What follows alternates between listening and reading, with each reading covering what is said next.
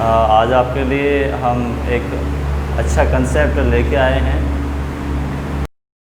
Demand भी थी और मोस्टली स्टूडेंटों के साथ ये प्रॉब्लम होती है कि अपने स्टडी के साथ जो उनके बहुत सारे प्रॉब्लम्स होती हैं उसको इम्प्रूव किस तरह से किया जाए। इट मीन्स मेरा कहने का मतलब यहाँ इतना सा है कि जब भी हम स्टडी करते हैं मोस्टली स्टूडेंट के साथ ये प्रॉब्लम आती है, कभी इम्प्रूवमेंट जो होता है वो कम हो जाता है, इम्प्रूवमेंट ज़्यादा हो जाता है। तो ऐसे स्टूडेंटों के लिए मेरे लिए मैं आपको एक बात बताने यहाँ आया हूँ कि हम अपनी स्टडी को किस तरह से इम्प्रूव करें। ठीक है, जिनकी स्टडी बहुत कम है, दूसरा अपनी स्टडी में वो रेगुलरिटी नहीं रख पाते हैं, उसके लिए हम क्या करें। तो आज इस टॉपिक पर हम बात कर रहे हैं कि स्टडी को अपनी को इम्प्रूव कैसे करें, क्या क्या इम्प्रूवमेंट करके किस तरह से हम छोटे से छोटे चीज़ों को समझकर एक बड़ा लेवल तक हम पढ़ सकते हैं। ठीक है, तो इस बात को हमें समझना है। तो हम छोटे छोटे काउंट हम करेंगे कि कहाँ हम एरर कर देते हैं, कहाँ छोटे से मिस्टेक कर देते हैं, तो जिससे हम अपनी स्टडी को इम्प्रूव कर पाएंगे। तो उसके लिए कुछ मेथड भी हमारे पास होंगे कि मेथड क्या हों जिस तरीके से हम और अच्छा अपने स्टडी में परफॉर्मेंस जो है अच्छी सी दे सकते हैं। तो इसके लिए मैं आपसे कुछ छोटे मेथड जो आपके लिए बहुत ही प्रॉफिटेबल होंगे। उम्मीद मैं आपसे ये करता हूँ आप अच्छे से इसको देखना अच्छे से। ठीक है, तो आइए हम देखते हैं कि हमें अपनी स्टडी में पहला पॉइंट हम देखते हैं कि स्टडी को इम्प्रूव हम किस तरह से करें, हाउ टू इम्प्रूव स्टडी। तो सबसे पहली बात हमारे पास आती है, हम किसी भी सब्जेक्ट को अगर प्रिपेयर करते हैं, हम जैसे मैथ्स पढ़ रहे हैं, साइंस पढ़ रहे हैं, हिस्ट्री पढ़ रहे हैं, या कोई भी सब्जेक्ट आप पढ़ रहे हैं, तो सबसे पहली प्रॉब्लम वाली बात आती है कि सब्जेक्ट पर कमांड जो है, अंडरस्टैंडिंग वाली बात है, वो अच्छी होनी चाहिए। कहने का मतलब मेरा ये है कि पहला पॉइंट हमारे अंदर क्या होना चाहिए, रीडिंग स्किल होना चाहिए। पहला मेरा पॉइंट सभी के लिए अच्छे से ध्यान से मेरी बात समझना और उसके बाद अपने माइंड में एनालाइज करके देखना, आपको बहुत ही अच्छे से मेरा पॉइंट समझ में आएगा कि मैं क्या बोल रहा हूँ। ठीक है, पहले हमें क्या जनरेट करने होने चाहिए, रीडिंग स्किल। ठीक है, अब जैसे आप हिस्ट्री पढ़ रहे हैं तो हिस्ट्री में हमने क्या पढ़ा, एक पेज पढ़ लिया फिर छोड़ दिया, दो पेज पढ़ा हमने छोड़ दिया। तो हमारे अंदर एक रीडिंग स्किल होना जो ज़रूरी है। अगर हम किसी भी कंपटीशन की प्रिपरेशन कर रहे हैं, ठीक है, या और अच्छे सब्जेक्ट को बहुत ही अच्छे से कमांड कसना चाहते हैं, तो उसमें आपको रीडिंग स्किल अच्छी बनानी होगी। किस तरह से बनानी होगी वो हम देखते हैं। ठीक है, तो इसका छोटा सा एग्जांपल अगर मैं लेता हूँ, आप डे वाइज काउंट करते हैं तो वन डे आपने एक दिन लिया और एक दिन में किसी भी बुक के आपने 5 पेजेस पढ़े, 5 पेजेस आपने रीड किए। अब नेक्स्ट डे में आपने सपोज दैट आपने कितना कर लिया भाई, 6 पेज रीड किए, 6 पेजेस किए, तो वो एक क्या हो रही है, आपकी रीडिंग स्किल्स में इम्प्रूवमेंट हो रहा है। और हमारे अंदर के एरर क्या होते हैं, जैसे आप इंक्रीज़ करेंगे 6 पेजेस आएंगे, आगे इंक्रीज़ करेंगे तो 7 आएंगे, ऐसे ही आपके पेजेस का जो पढ़ने का तरीका है वो बढ़ेगा। तो सबसे ज़्यादा जो एरर हम करते हैं यहाँ, इस एरर को इम्प्रूव कर सकते हैं। तो बच्चों मेरी बात समझ में आ रही होगी कि हम क्या इम्प्रूव करेंगे, हमें इम्प्रूव करना है अपना रीडिंग स्किल। ठीक है, ये हमारे अंदर क्या होता है, ये एरर होता है कि हम किसी भी सब्जेक्ट को या किसी भी टॉपिक तो या तो हम आधा पढ़ते हैं या उससे पूरी सी समझ बना नहीं सकते, या हम देखते हैं कभी कभी हमें लगता है कि हमारे माइंड या कैपेसिटी से बाहर है तो उसको अब छोड़ दीजिए।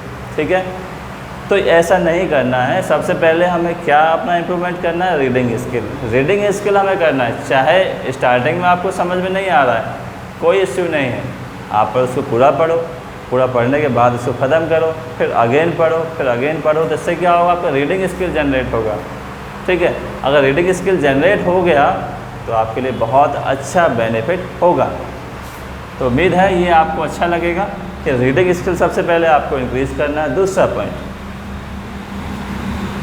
दूसरा पॉइंट है अंडरस्टैंडिंग।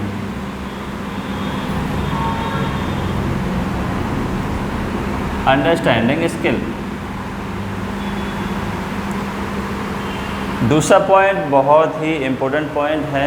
देखिए, आपने रीडिंग स्किल आपने इंक्रीज कर ली है, अब हमें क्या करना है, हमें करना है अंडरस्टैंडिंग स्किल को इंक्रीज करना है। देखिए, आपने हिस्ट्री का चैप्टर पढ़ा तो रीडिंग कर लिया, ठीक है, इट्स अ गुड हैबिट, और भी आप अच्छे से पढ़ रहे हैं तो धीरे धीरे आपको क्या होगा, इंटरेस्ट आएगा। इंटरेस्ट जैसे ही आएगा तो आप समझ जाना कि अब आपको कैपेसिटी किसकी है, आपको समझने की आपको वहाँ आवश्यकता है। तो हमें ये बात एकदम क्लियर से समझ में आ जाएगी, तभी हम उसको आराम से माइंड में रख पाएंगे, ठीक है। तो मेरा कहने का यहाँ सिर्फ मतलब इतना सा है, अगर रीडिंग स्किल आपकी अच्छे से आ गई तो इसका मतलब स्टार्ट कर देंगे। कंपटीशन हो या कोई भी एकेडमिक क्लासेस हो, किसी भी एंट्रेंस एग्ज़ाम की प्रिपरेशन हो, अच्छी कमांड आपकी किसी भी सब्जेक्ट पर तभी बनती है जब आपको अंडरस्टैंडिंग होगा। और ये एक सक्सेस फार्मूला है कि अंडरस्टैंडिंग होगा तो आपका किसी भी एग्ज़ाम को आप पास करने की जो प्रोबेबिलिटी है, मैक्सिमम प्रोबेबिलिटी है, वो आपकी बढ़ेगी, ठीक है। तो मैं समझता हूँ कि अंडरस्टैंडिंग स्किल क्या होनी चाहिए, जितना आप इम्प्रूव करेंगे, इसको क्या करेंगे, इतना हम इम्प्रूव करेंगे, ये उतना ही क्या करेगा, उतना ही प्रॉफिट आपको देगा। एक और बात, अंडरस्टैंडिंग हमें क्या सिखाता है, हमें कंसेप्ट, हमें लॉन्ग टाइम वो माइंड में रहता है, ये अंडरस्टैंडिंग का मतलब है, ठीक है। अब कोई भी चीज़ आप याद कर लीजिए, जैसे छोटी क्लासेस से हैबिट पड़ जाती है, कोई सी रट के याद कर लो तो वो उस लिमिटेड समय तक आपको याद रहती है, और आगे आपको जो ज़रूरत होती है नॉलेज की कंपटीशन में करने की, तो उसमें आपको अंडरस्टैंडिंग कंसेप्ट यूज़ करना पड़ता है। तो ठीक है, तो सेकंड नंबर पे हमें सबसे ज़्यादा इम्पोर्टेंट हमने पढ़ा कि अंडरस्टैंडिंग स्किल होना बहुत ज़रूरी है। अच्छा, अंडरस्टैंडिंग के लिए हमें क्या चाहिए, किस पे कमांड चाहिए, लैंग्वेज पे कमांड चाहिए।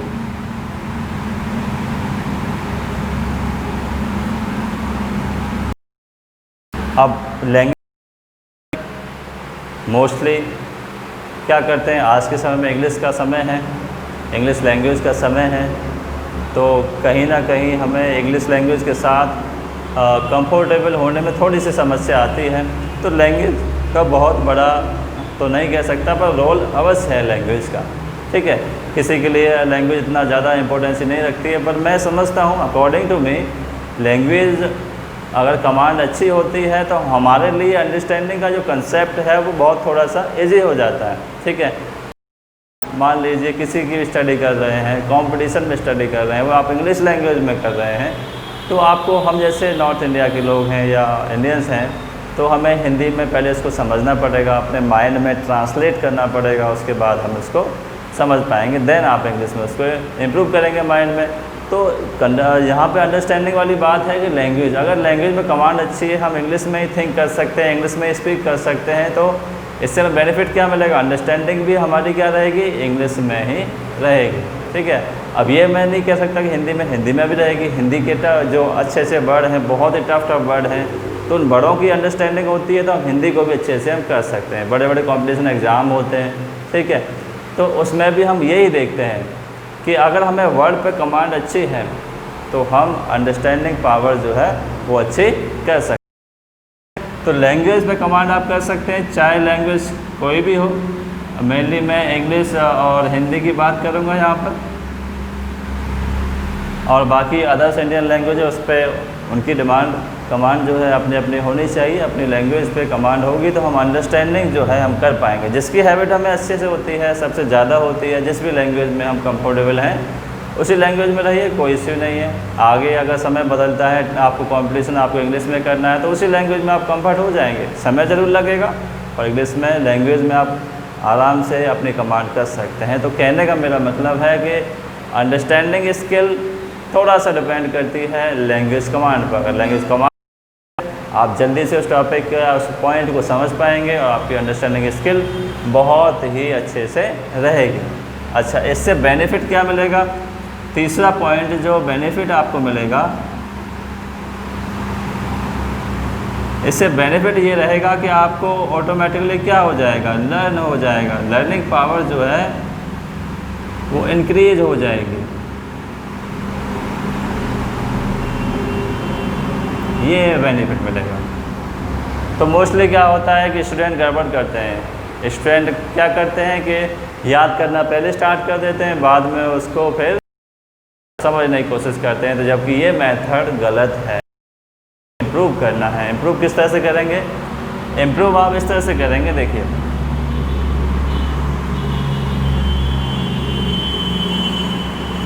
सबसे पहले हमें क्या करना है, सबसे पहले हमें अपना रीडिंग स्किल करना है। रीडिंग स्किल के बाद अंडरस्टैंडिंग वाला कंसेप्ट करना है। देन इसके बाद अपने आप ऑटोमेटिक क्या हो जाएगा, लर्न आपका हो जाएगा। आपने कोई भी टॉपिक पढ़ा, उसको अच्छे से समझ लिया, तो क्या आपको लगता है कि आपको उसको याद करने की आवश्यकता है? वर्ड में लिखिए, आपकी लैंग्वेज पे कमांड है,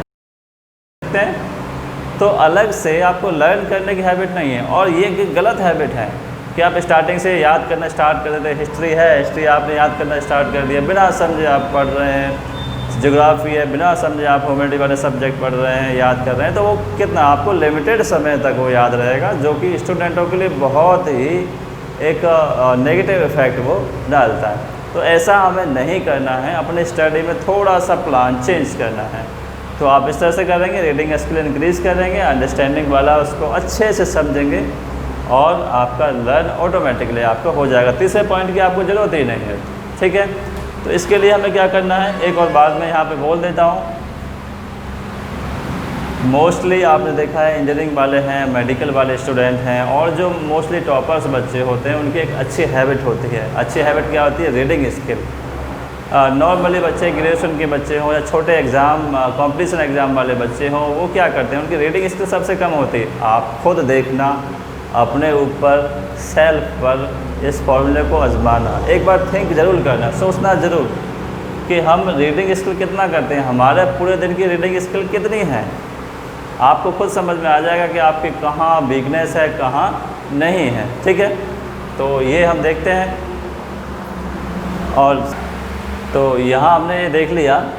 तो मैं जैसे कह रहा था आपसे कि हमें जो एरर है हमारे रीडिंग स्किल्स का इम्प्रूव करना है, ठीक है। इंजीनियर्स लोग, मेडिकल वाले लोग, और जो भी अच्छे से अपने स्टडी को लेकर बहुत ही सीरियस हैं, वो उनका पर्टिकुलर रीज़न देखिए कि उनका रीडिंग स्किल बहुत ही लेवल का, हाई लेवल का होगा। वो एक दिन में 24 आवर में जितना भी एक दिन में पढ़ाई करते हैं, और बुक्स में रीडिंग स्किल बहुत तेज़ी से करते हैं। जैसे मान लेते हैं, और मेरा खुद ये आजमाया हुआ तरीका है, ऐसे एक दिन में आपने हिस्ट्री के 60 पेज पढ़ लिए, 60 पेजेस आपने पढ़ लिए हैं, ठीक है। अब ऐसा तो है नहीं एक साथ हैबिट पड़ जाएगी, ये भी नहीं करना है आपको, धीरे धीरे करना है। पहले 5 पेजेस, 6 पेजेस, 7 पेजेस, 8 पेजेस, अपनी कैपेसिटी रीडिंग स्किल की बढ़ानी है। रीडिंग स्किल आपका बढ़ जाएगा, अंडरस्टैंडिंग स्किल आप बढ़ाइए। जो एरर आपको नज़र आ रहे हैं वो धीरे धीरे उसको रिमूव कीजिए। कोई भी चीज़ एक साथ इम्प्रूवमेंट नहीं की जा सकती है, धीरे धीरे इम्प्रूवमेंट की जा सकती है। तो ये आप अच्छे से अपने माइंड में कहीं भी लिख सकते हैं, कॉपी में लिखिए, आपके बहुत काम आएगा। इससे आगे हम बढ़ते हैं, ठीक है।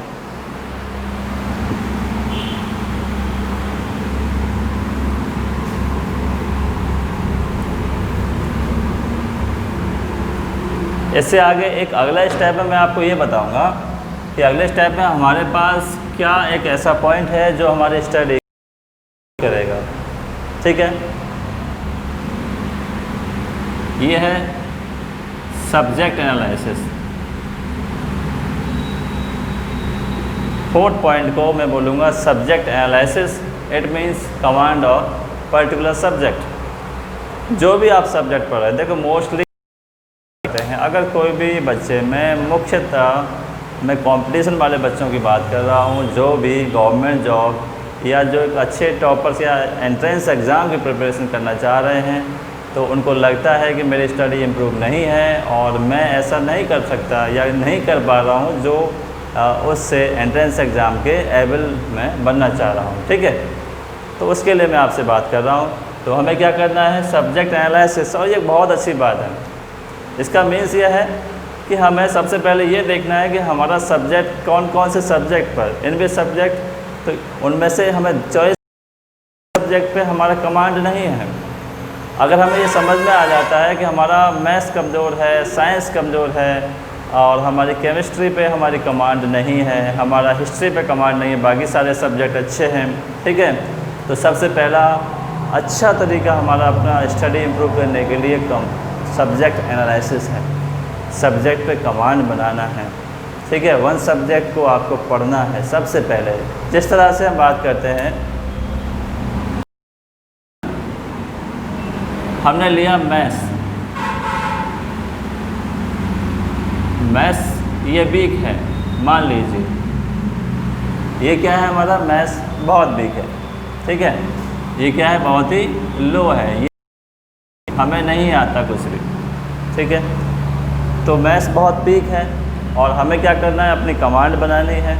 तो आप क्या करिए, सबसे पहले अपने एरर्स जो हैं मैथ्स के साथ, जो भी एरर हैं वो आप रिजॉल्व कीजिए। किस तरह, ये भी क्वेश्चन है कि अगर हमें मैथ्स में वीकनेस है, लो हमारी बहुत मैथ्स है, तो हम मैथ्स का जो इम्प्रूवमेंट है किस तरह से करेंगे, वो भी तरीके आने चाहिए, ठीक है। उसके लिए देखो तरीका कुछ नहीं होता है, छोटा सा तरीका है प्रैक्टिस। तो आपको प्रैक्टिस करना पड़ेगा, उसके बेस को समझना पड़ेगा। जिस भी क्लास की आप मैथ्स पढ़ रहे हैं उसके फॉर्मूले समझिए, बेसिक मैथ्स समझिए, उसको बार बार याद करिए। क्वेश्चंस जो आप लगा रहे हैं एक्सरसाइज वाइज, चैप्टर वाइज, उसका पूरे से लिखिए अच्छे से। पूरा चैप्टर का इंट्रोडक्शन समझिए, चैप्टर का इंट्रोडक्शन क्या है उसको बार बार याद कीजिए। जब तक आपकी कमांड उस चैप्टर पर नहीं बन जाती है, धीरे धीरे आपकी चैप्टर पर कमांड बनेगी, 2 चैप्टर पर कमांड बनेंगे और आप ऐसा करते करते आप पूरी बुक पे कमांड कर पाएंगे। मैथ्स का मैंने एग्जांपल लिया है, बाकी सभी में ऐसा किया जा सकता है, ठीक है। तो इस तरह से आप अच्छे से पढ़ना, जिससे क्या है हमारा सब्जेक्ट एनालिसिस होगा। एक और बात मैं यहाँ ये जोड़ देता हूँ, एक चीज़ तो ये हो गई और दूसरी बात हमें यहाँ पे ये जोड़नी है कि आप सिंगल डे में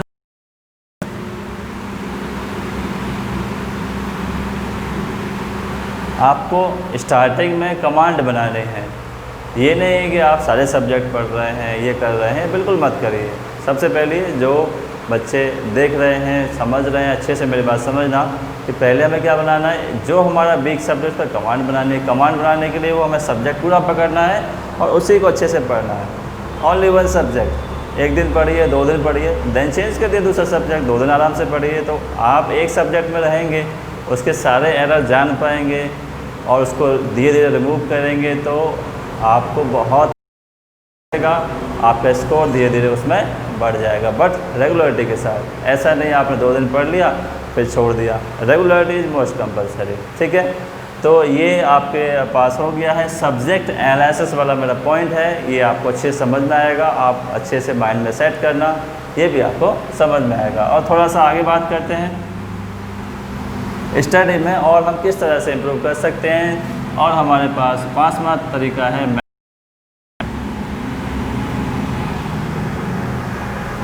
फिफ्थ, अब पढ़ें कैसे, ठीक है। तो मेथड अब कौन कौन से अपनाएं, देखो वैसा कोई मेथड तो होता नहीं है, फॉर्मूला लगाया स्टडी इम्प्रूव हो गई, ठीक है। बस अंडरस्टैंडिंग का कंसेप्ट हम थोड़ा सा यूज़ कर सकते हैं, अपने माइंड से यूज़ कर सकते हैं। तो हम देखते हैं किस तरह से यूज़ करेंगे मेथड। तो देखिए मेथड में तो सबसे पहले स्टडी के मेथड के बारे में बात करते हैं। तो मेथड में हम किस तरह से यूज़ करेंगे, 2+3 मेथड। ये सब करने के बाद जो बाकी के 4 पॉइंट हैं वो सब करने के बाद आपको मेथड यूज़ करना है। मेथड कौन सा यूज़ करना है, देखें 2+3 रीडिंग। 2 का मतलब आपको क्या करना है, रीडिंग प्लस अंडरस्टैंडिंग, ठीक है। और 3rd रिवीजन। ये जो शो कर रहे हैं वो डेज शो कर रहे हैं, डेज।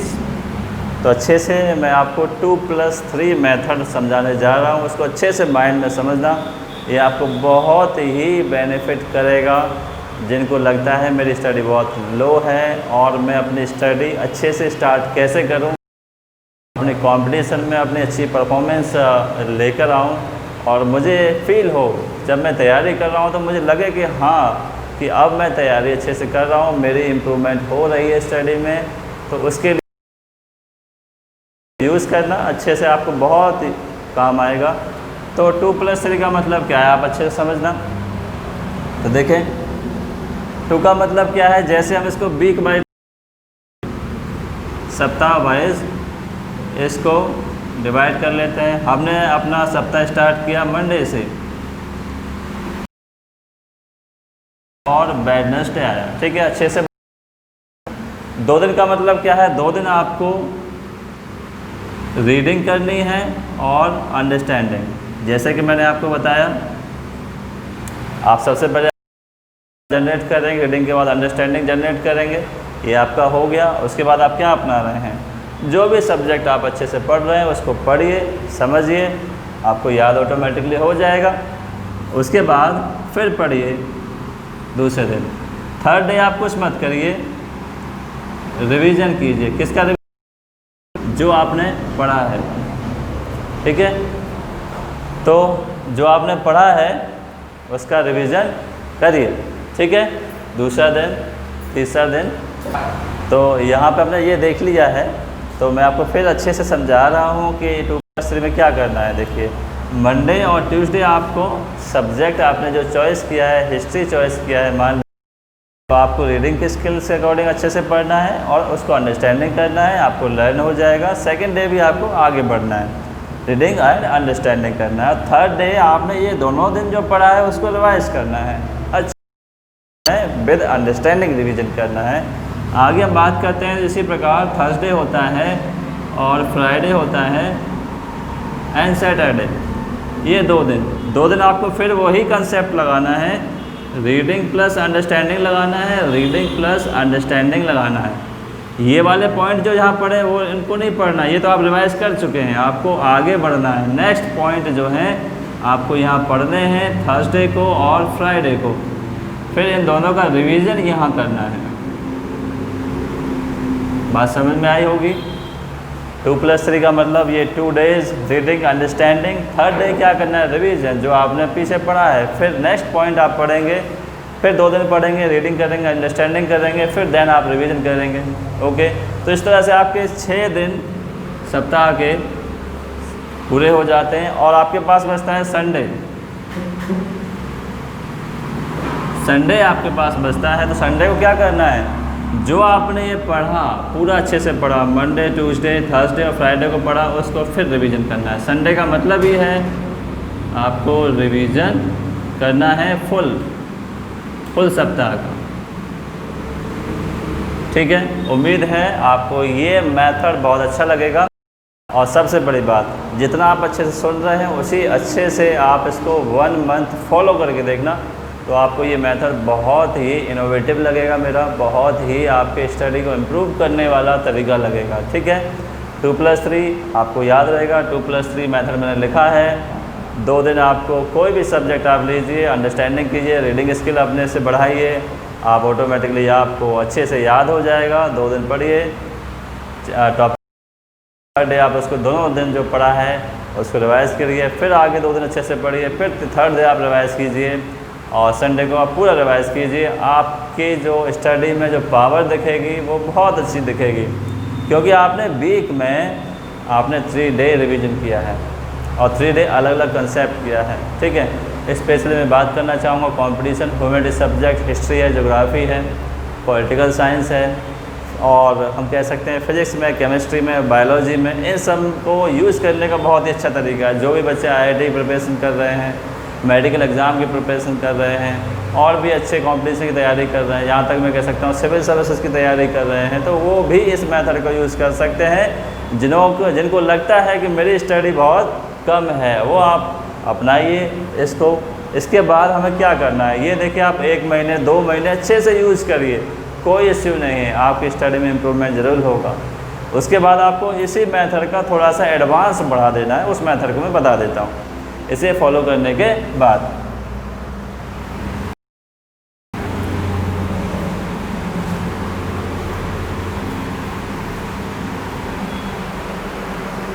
इसे फॉलो करने के बाद देखें क्या बढ़ता है। अब हम बात करते हैं 5 प्लस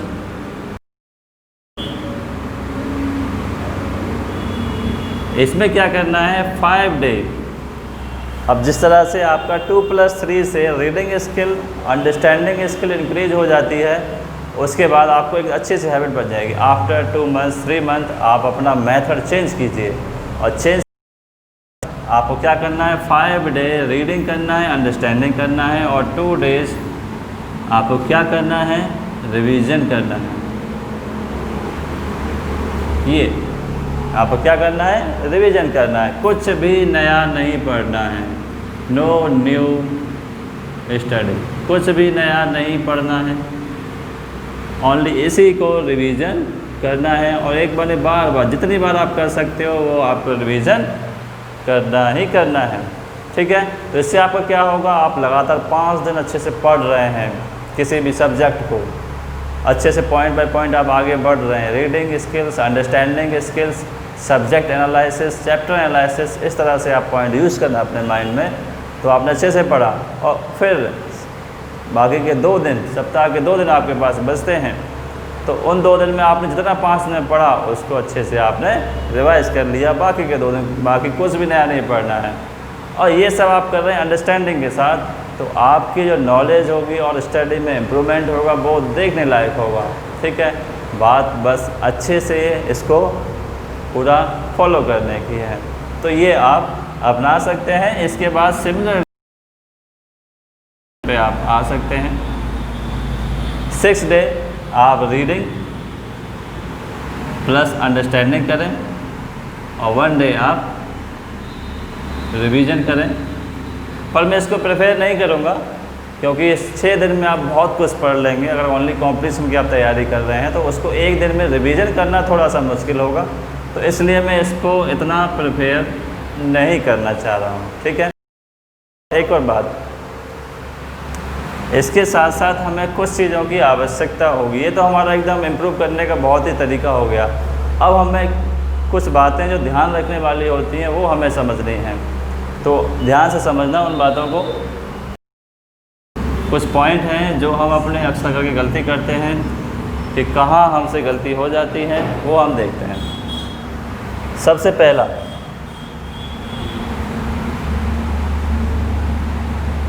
रेगुलरिटी।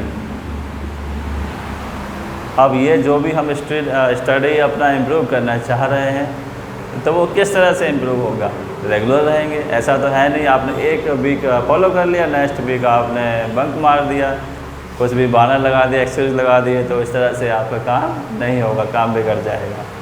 तो सीरियस बच्चे हैं वो मेरी बात अच्छे से समझेंगे